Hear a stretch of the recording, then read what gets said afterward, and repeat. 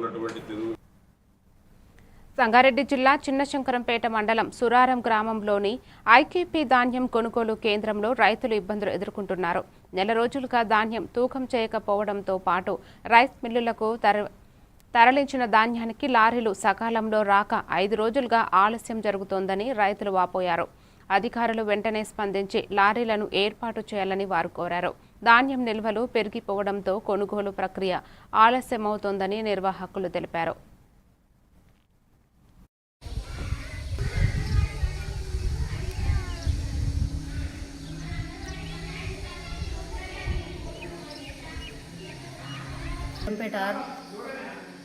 Mandal Suraram IKP centre ఆధ్వర్యం నుండి మాట్లాడడం జరుగుతుంది.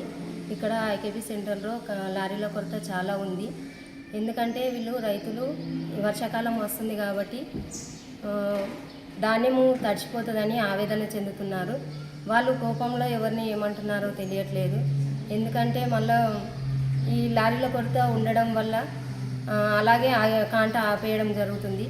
కాంట ఆపేయడం వల్ల వాళ్ళు హమాలి వాళ్ళు కూడా వెళ్ళిపోతాము, మా డబ్బులు మాకు ఇచ్చేయండి అని మాట్లాడుతున్నారు. వాళ్ళతోని రైతులతోని చాలా ఇబ్బందుల పాలవుతున్నాము. ఐకేపీ సెంటర్ క్లోజ్ అవుతుంది. లారీలను పంపించి మమ్మల్ని ఆదుకోవాలని వేడుకుంటున్నాము. శంకరపేట మండలం ఒడ్డు వచ్చి 40 రోజులు అవుతుంది. ఇవాళ లారీ వస్తలేవు, కాంట ఎత్తలేవు, పోతలేవు. నిర్మల్